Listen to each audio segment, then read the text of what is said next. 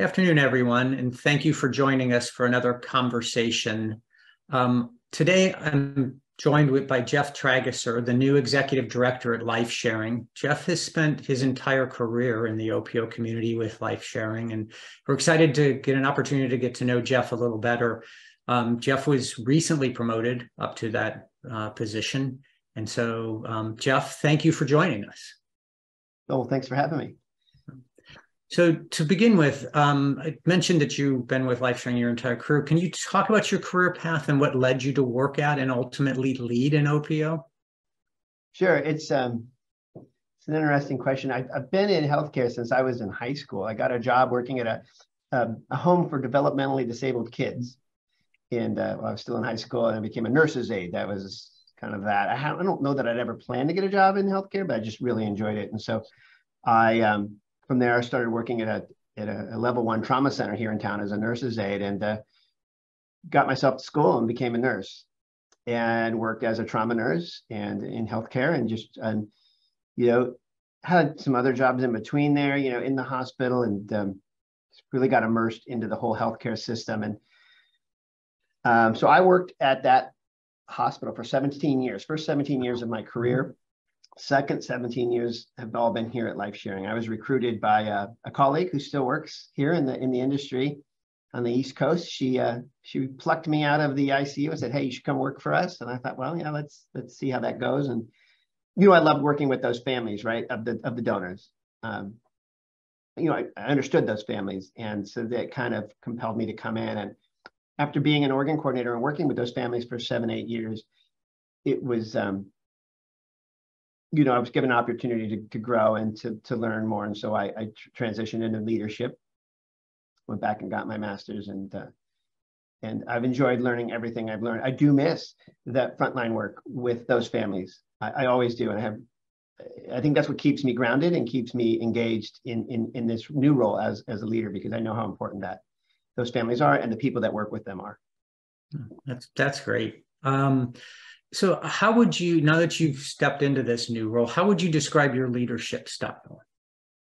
I tend to look at myself as a servant leader, in that I think it's important for me I'm here to support this team, to elevate this team, and to give them everything they need to be the best that they can be. And I think that's important given the autonomous nature of the work that they do out in the hospitals. I think some of the other styles of leadership a little harder to do, to be an authoritative leader, or it's not as easily done. I need to make sure that the people that are here take this work as seriously as I do, and feel empowered to do it, and feel that they have the support and they get all the motivation and job satisfaction that they can out of it, because that's really important. So I want to, that's really the way I view myself more often than not. Now, there are days when I have to switch those hats out, but that's kind of my go-to. I think that's what most of my team would tell you. And that's great. I mean, it's stressful work. It's important work, and the team needs your support. And so it's great that you see yourself as a servant leader. Absolutely. So now that you've sort of elevated into the corner office, what's the most important lesson you've learned since taking over the role of executive director? Most important lesson, I think, as an executive leader, I think that, that sometimes, it's important that I am going to just have to make a decision. And my go-to is always to kind of get a consensus and let the other managers and leaders kind of help get there, but realizing that, well, actually now the buck kind of stops here. I think in the old days, I was able to lean back onto our previous executive director if we came to an impasse, and now I have to be that deciding vote. And I spent so much of my time really focused on families and recipients and donors and the human aspect of it. And now stepping out a little bit more and starting to understand the other pieces, which also is just as fascinating, but different. Yeah, no, and it is a new world when you step into that role. And so, yeah. So you're now in charge, as you just mentioned. What do you hope to see as far as growth for Lifesharing over the next 5 years? And how have you begun to talk with your team about how you'll gauge that success? Yes, we've had a lot of discussions about that. I feel very blessed to take over an organization that's tier 1 with the new CMS metrics. So, obviously maintaining that. I think also, if you look at our growth over the last 10 years and plus since I became a manager, is we've had steady growth every single year. It's a very steady increase. There's no big, episodic increases or drops. And so I'd like to maintain that, but see how we can push that up even higher. I feel like every year we should be doing more donors and getting more transplants done, just like the whole national community has done. And since we're starting in such a strong spot, I would expect that growth to continue to be very steady. I would like to see, year over year, more transplants than the previous year.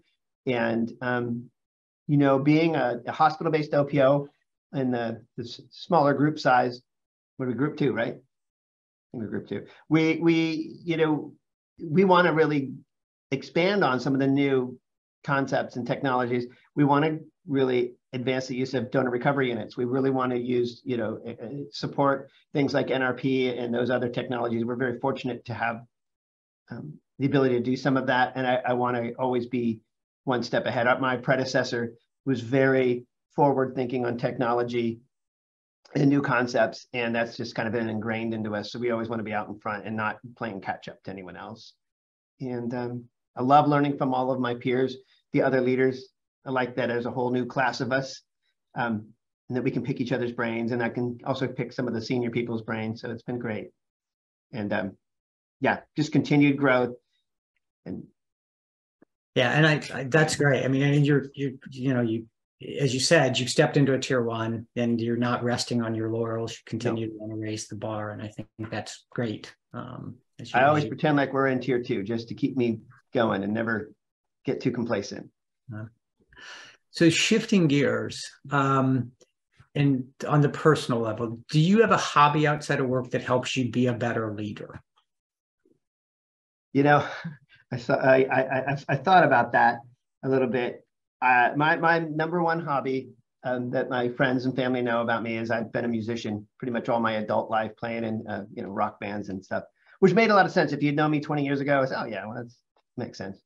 But I still do it, and I really enjoy it. And I get together with musicians once a week, and either whether we're playing in somebody's garage or we're out playing in a dive bar somewhere, it's a great way to just relax and recenter myself. And I think back to the first time I started playing music with other people in my early 20s.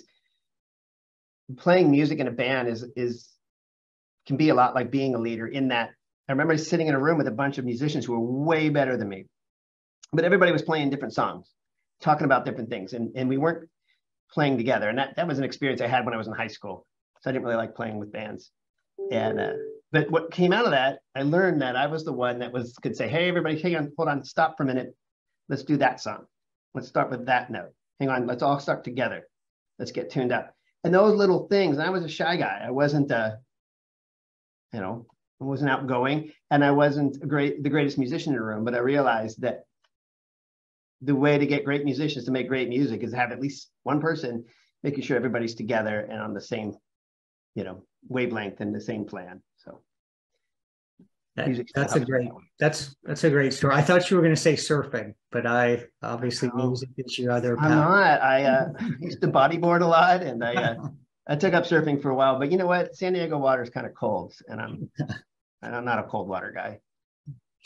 Well, Jeff, thank you for joining us. We really appreciate you taking some time and allowing us to sit down and interview you, and so that your colleagues get to know you a little better. So thank you again.